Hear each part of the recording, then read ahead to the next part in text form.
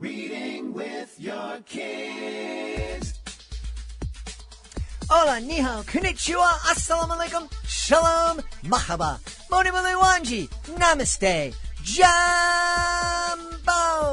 bienvenidos. Hi, my name is Jedley, and this is the Reading with Your Kids podcast. We are coming to you from the beautiful neighborhood of Reedville, in the southwest corner of Boston, Massachusetts.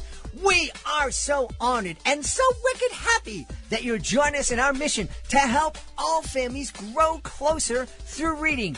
Please be sure to tell all of your family and friends about the show. Tell your kids' teacher, principal, librarians, and also please subscribe to the show on the iHeartRadio app, on Spotify, Amazon Music, Apple Podcasts, Stitcher Radio, wherever you find your podcasts. Our guest today is world champion magician Murray SawChuck. He is here to celebrate his debut picture book, At Nighttime, We Are All the Same Size. Before we invite Murray into the studio to talk about his debut picture book and talk a little bit about his career on stage doing magic, I want to take a minute to tell you a little bit about my picture book, which is based on an incident, a magical incident that really happened to me on stage many years ago. I was performing in a school in Union City, New Jersey, and asked a young girl to come up on stage. She was incredibly shy and wouldn't tell me her name until I asked the audience, 1,800 kids in that audience, to give her a round of applause and welcome her to the stage. You won't believe what happened next. I couldn't believe what happened next. The folks in the audience, they couldn't believe what happened next. It was beautiful. It was magical. And it'll bring a tear to your eye and a smile to your face. Real Magic is available exclusively as an ebook on Amazon, and it only costs 99 cents. Check it out. Real Magic by Jedley. Join us right now from beautiful Las Vegas, Nevada. Our guest here today. He's celebrating his debut picture book, but man, oh man, he is one of my favorite magicians. He's been named the world champion magician. You've seen him on Masters of Illusion, on Pawn Stars, and on America's Got Talent. Please welcome to the show, Murray the Magician, also known as Murray SawChuck. Hey, Murray, how are you? Good. How you doing, man? Good seeing you. Thanks for having me on. Oh, man, I'm very excited to have you on. I don't get a chance. The people who listen to the podcast know that I do educational magic shows, and that's the way I've been making my living for 35-something years until the pandemic came and spoiled a lot of things for us. But yes. I don't get a chance to speak to magicians, especially magicians who've written a children's book. And so first, tell us all about At Nighttime, We Are All the Same Size, please. Well, I came up with the idea during COVID, and I'm not a writer per se, because I write like I talk, which is not the way you should write. And so my wife and I, we have a bunch of rescue animals. We love rescuing animals.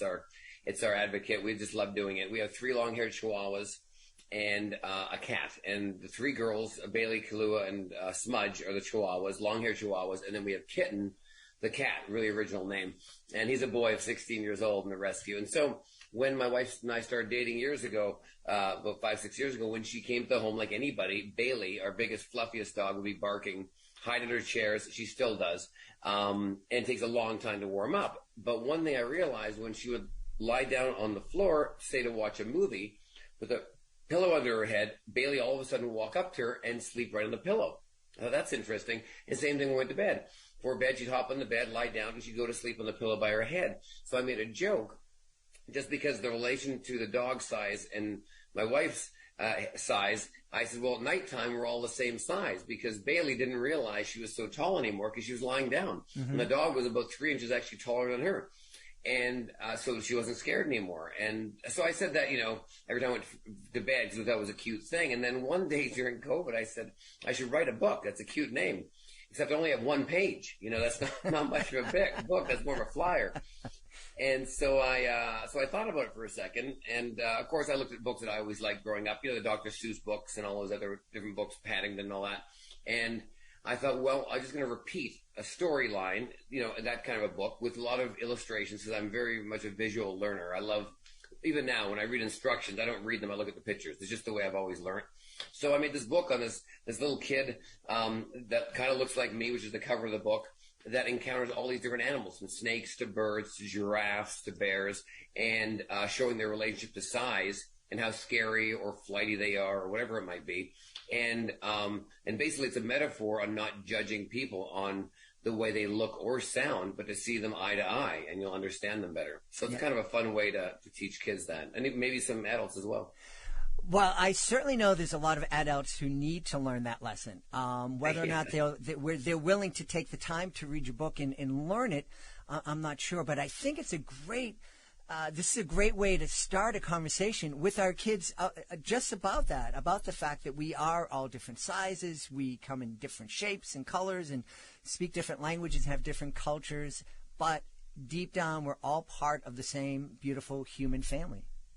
100%, and I relate to animals as well as to humans well, but, like there's certain animals I am scared of, tarantulas and snakes, whereas I like dogs and other animals, but I included them in this book because I'm not scared of snakes, but I'm with somebody that knows snakes, because snakes really aren't that scary if you understand how a snake operates. Mm-hmm. I don't, so it's not in my wheelhouse, but I have friends who've had them since they were 5 years old, and they're in their 50s now. They're not scared at all, and it's because at the end of the day, they understand them, and that's half the battle.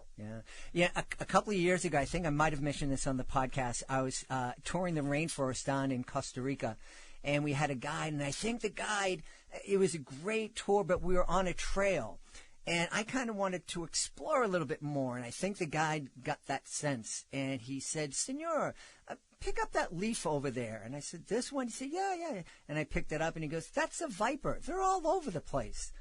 And I said, "Yeah, I'm going to stick with you." Yeah. Learn your lesson very quickly, right? I did.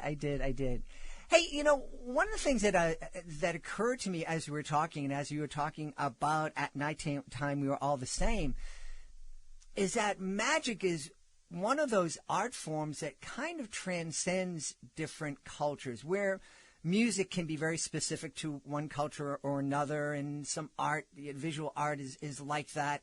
And certainly there are a lot of performing arts that, because of language don't translate to different cultures. Magic is one of those art forms that is just loved universally. Yeah, it's one of those things. I think the reason being for that is that it's visual. Mm-hmm. You can be in Japan, you can be in Lebanon, you can be in Russia, you can be in Ukraine, you can be in Paris, France, wherever you are, and it's an art form like music that you can still enjoy without really understanding the language, because it's so visual. So it's kind of it's almost like watching figure skating. Mm-hmm. You can watch that in any language. It's just very pretty. So that is a bonus of doing things. And being in that vein, because if you're an actor, you're doing a play, well, the play should be in the language of the country. You're probably going to lose some viewers. You go to Italy, you might want to have it in Italian. It might be a lot easier, or you have more sales. Yeah. So yeah. As a magician, you're telling stories on stage, and you're a wonderful storyteller in magic. Was it difficult for you to become a storyteller? This is difficult for me saying it, but was it a difficult transition for you going from telling stories on stage to the page? A little bit, because I had a lot of control. I had a lot of control on the images I wanted to show with the book, because there's not a lot of words in it. You know what I mean? It's very, very much repeating over and over. So those pictures I really wanted to carry the book. And it was also trying to find the right artist, because for me, I'm visual. So the words I knew, and I knew how I was going to repeat the words, and then I knew the animals I wanted to use. I chose my 7 different animals or 8 different animals, but it was the visuals I really wanted to make each page look different. It's not the same visual, but then I also needed it to be outside or at nighttime, because that was the idea. And if I'm using animals, more than likely it would be outside, except for maybe my dog. Mm-hmm. And so it was one of those things where it was very important. So when I found this right artist, William Lotz, who's phenomenal, I really wanted him to oversell the eccentricity of the pictures. And so even if you're a 2-year-old kid or 3 who doesn't know how to read completely, you can still turn the pages and enjoy the visuals, like what I would have done as a kid, So it's kind of a twofold. Or even if it's an adult looking at it, it's just fun to look at some cool pictures, Yep. So because a lot of us even like comic books, the ones who like the Marvel stuff too. Might enjoy this as well because the visuals are so colorful. So yeah. Well, that repetition is something that's really neat, and it's really beneficial for very young kids because they can anticipate that the second or third time they read the book, they're going to be anticipating it, know what words are going to be coming up, and that gives them the sense that, hey, I'm starting to read. Even though they're not reading in the same way we think of, it's like, oh yeah, I'm engaging with this text and I know it's happening, and that just builds their confidence so much. Exactly. Yeah, and it's a repetition, like how as adults we try to learn how to tie a tie or do your shoelaces. The first time you don't get it right, but then all of a sudden you don't even look and you tie your shoelaces or a tie, you know what I mean? But it is that repetition at whatever level, Mm-hmm. Mm-hmm. Yeah. One of the things we ask authors about all the time, and we've kind of touched on it a little bit, just about talking, I love to ask authors what kind of conversations they envision families having, and we've talked a little bit about just, understanding that we are all part of one big human family. But are there any other conversations you imagine families might be having as they're reading this book? I think it opens up the conversations to more real life things, even at Christmas time. Why do some people celebrate Christmas and why do some celebrate Hanukkah? You know what I mean? As a kid, you'd think that, whether you come from a Jewish family or a Christian family, or whatever family, these are questions when you get up, why is Santa Claus celebrated for me but not my neighbor? Well, how do you answer that? Because, it's supposed to be everything across the board is universal, which, as we know, isn't, but sometimes that's the way we think. So it opens up those discussions of, why and where and what the reasoning is, and every parent, as has their own education they want to share with their kids, and explanation, and when they're ready and when they're ready to understand, whatever they want to share. Yeah. Yeah. So, yeah. One of the things I'm curious about, this is kind of risky for you. I mean, you're a very successful magician. You have all sorts of accolades. You're been, a headliner in Vegas for years. You have over 1 million subscribers on YouTube. To break out and become a children's author and kind of go outside of your comfort zone, that takes a little bit of courage. Where did that come from? I think, it's strange. I've always been comfortable being uncomfortable, Maybe that's my book. If I ever do an autobiography, because I'm always curious about the next thing. As you know, the older we get, we don't like change as much because we're comfortable. I think it goes for everybody.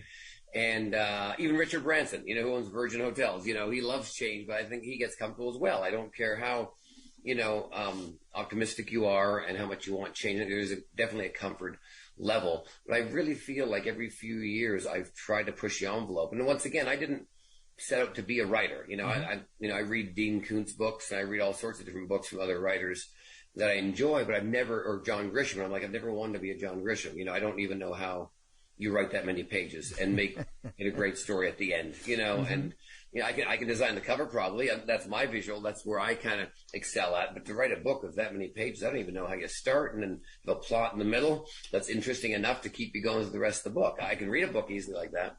And even the detail, how you share when somebody gets a cup of coffee in the morning, how do you share the steam coming out and the color of the coffee? I mean, to me, it's amazing. It really is magic. So for this is, for me, this is a big enough stretch because at least the book could be visually entertaining. And that's my world.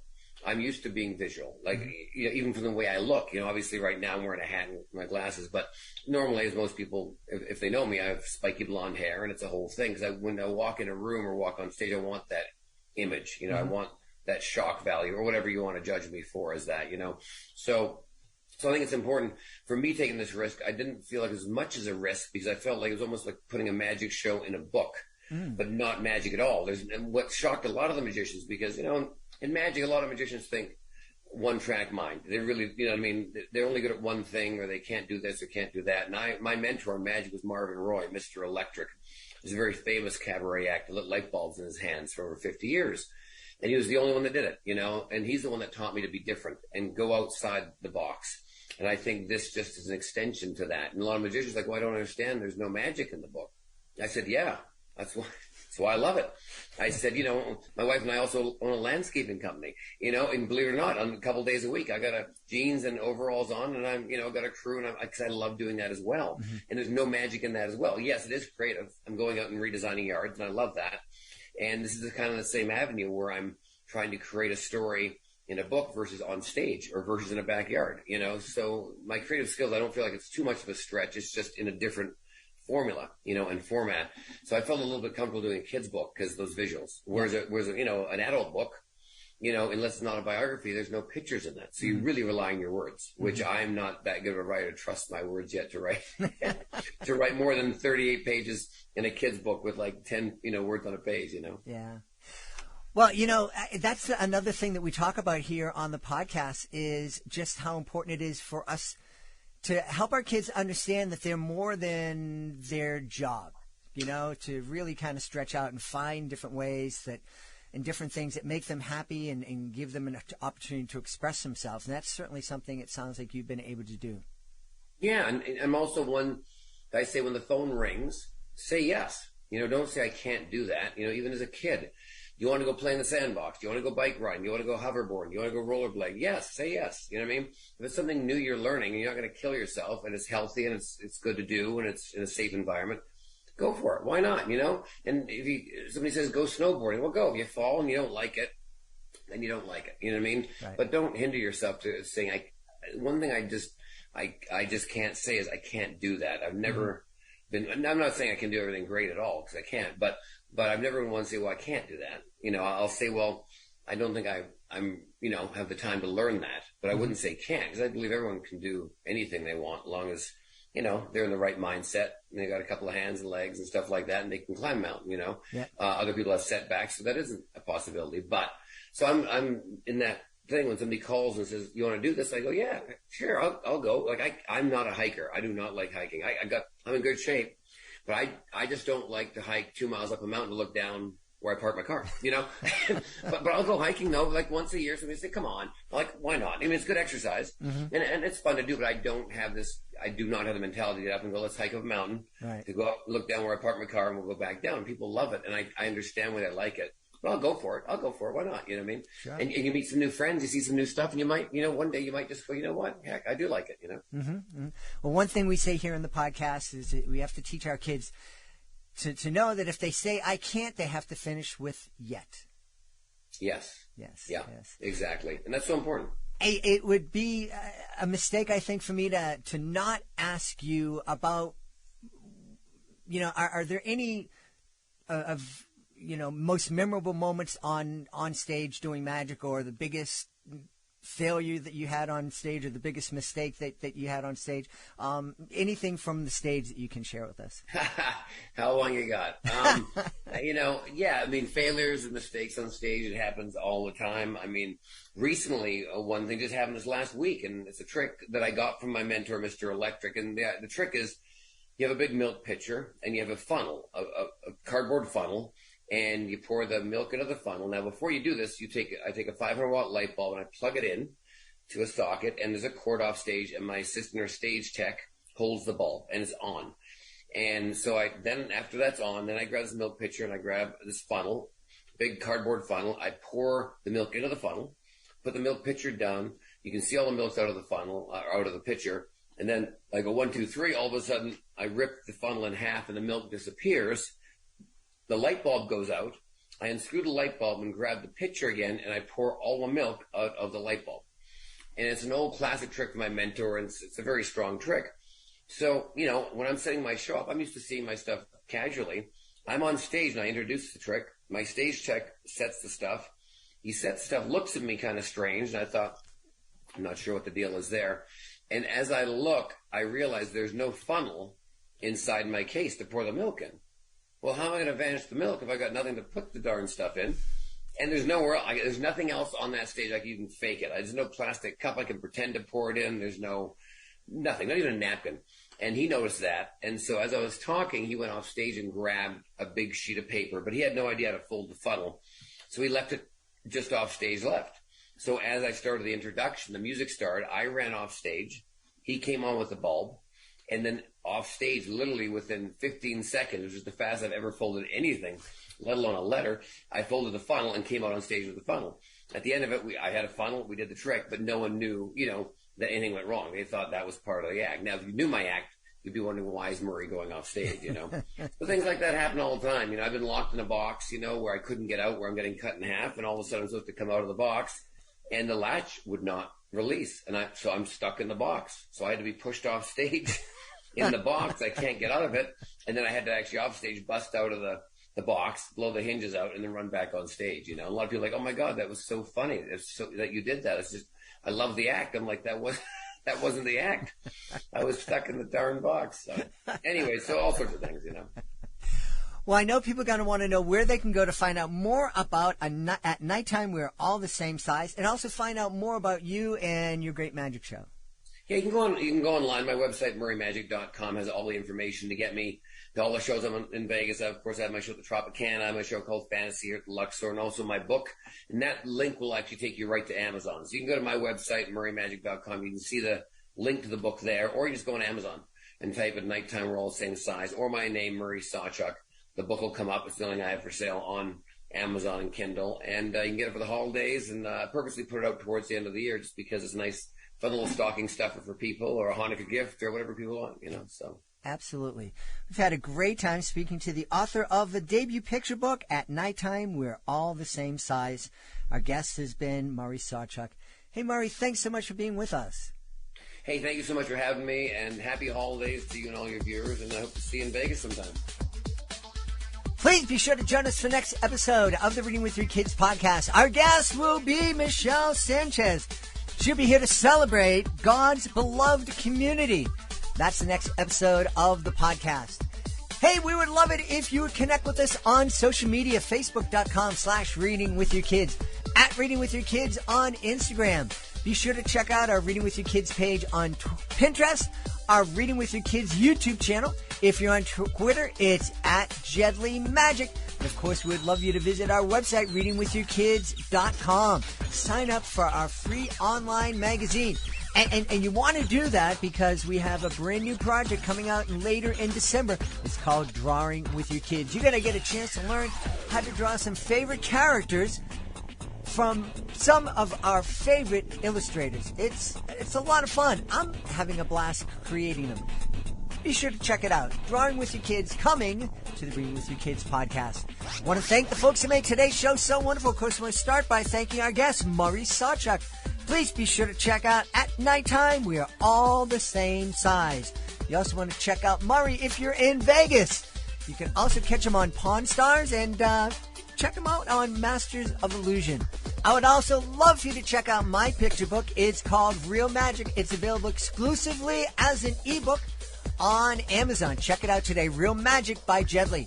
I want to thank my team, Fatima Khan, Rory Grady, Mirabella Q, Jordan Saley, Stephanie Davila, Skylar Strauss. I want to thank my beautiful wife for all the support she gives me.